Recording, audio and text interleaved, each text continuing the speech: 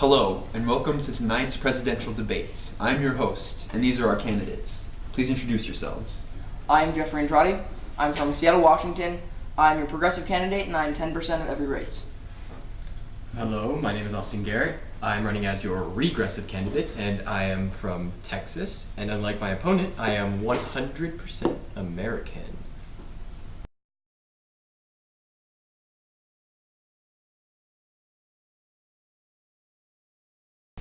All right, gentlemen, let's just get right into the issues. The first issue of tonight will be foreign policy. We'll start with a question from the audience. Yes, come up, please.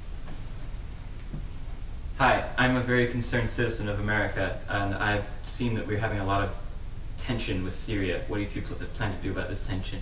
Well, the way I see it, Syria's like a pumpkin. You have to remove the top, scoop out the goopy and mushy inside. You got the seeds, season them, put them in the oven, toast them, and serve them moderately warm. Does that answer your question? Next question, please.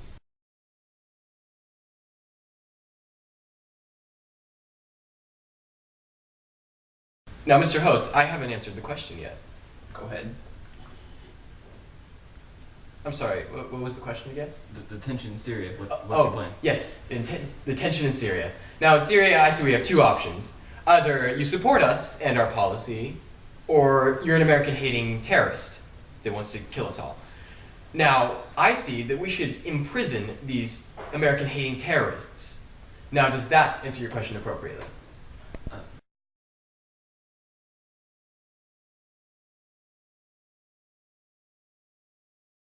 But really, guys, I want to get into this issue. What do you think about the chemical weapons? Who was responsible, the rebels or the government? I'm going to ignore that question and instead answer what I think we should do militarily in Syria. I believe in limited airstrikes, no boots on the ground. Let me demonstrate. No, I think it's actually more like this. No, it's... No, it's definitely No. like this. No! Yes! I'm a pacifist. That's fine.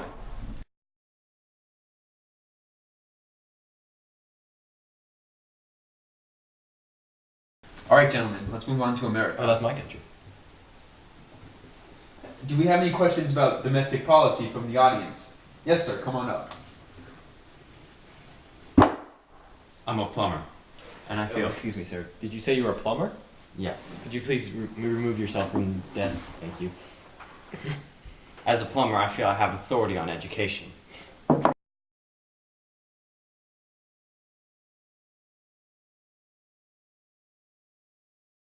My question is, what are you going to do about the American education system? Well, the way I see it, the education system is bad because we have a bad education system here in the United States.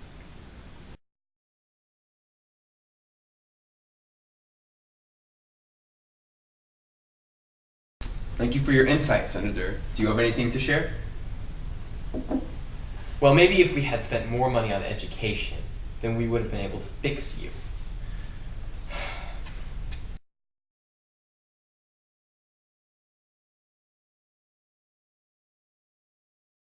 All right, moving on. Do we have any more questions from the audience? Come on up, sir.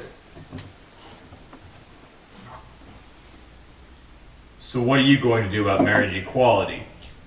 Well, I believe marriage is between a man and a woman. If we let the homosexuals get married, then people are going to be able to marry ducks.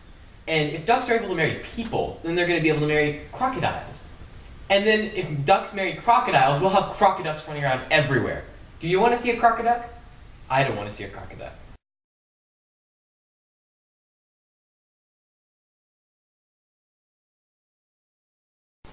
What's your take on this issue? All we gotta do is legalize it. Say it's legal, everyone's happy, everything works out okay. Okay, that's it.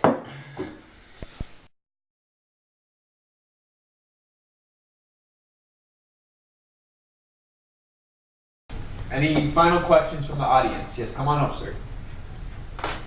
So, what are you guys gonna do about marijuana?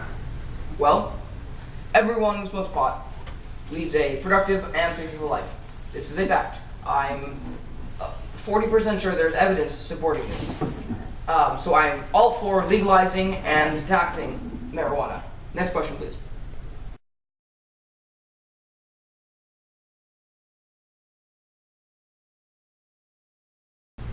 And your take on this, sir? Sorry? Your take on the marijuana issue? Yes. My opponent isn't even a Christian. In the Bible, it clearly states that Adam was not to touch the forbidden fruit, and he was not to touch marijuana. Now, I don't see why we're trying to legalize something the Bible says is wrong.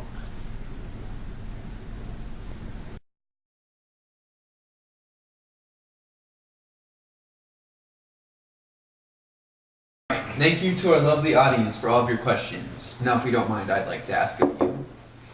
First off, both of you have been well known in recent years for your tax scandals. Let's go to you first. What do you have to say about that? No. Next question, please. Oh, you have to answer. Oh. In that case, I'd like to point out that every politician has had his scandals and tax scandals. An itty-bitty $20 million tax scandal is nothing. Everyone's done it. Everyone's doing it. It's not a big deal.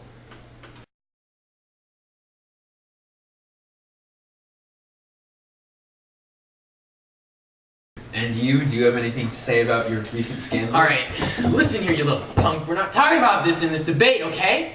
So, now I want you to sit down and ask another question, okay? And can we get some more water in here? It's like really hot. God. Ugh.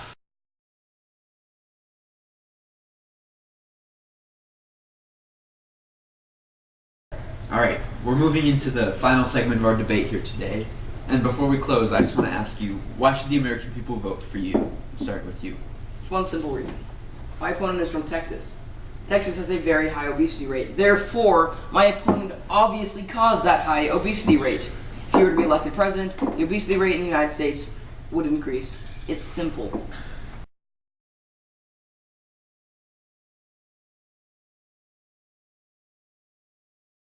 Okay. And you, why should the American people vote for you? Listen, on the way here, I asked 4 people. 4 people if they would vote for me for president. 3 of them said yeah. So, like, that means 3/4 of the American public wants me as president. So, come on. Are you gonna trust your neighbor? Or are you gonna trust this clown? So vote for me for president.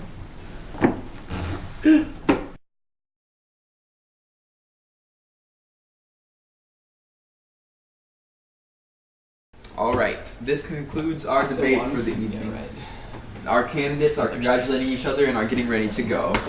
This is your host, signing off. If you don't vote for me, I'm gonna fall back into alcoholism. No! Vote for me.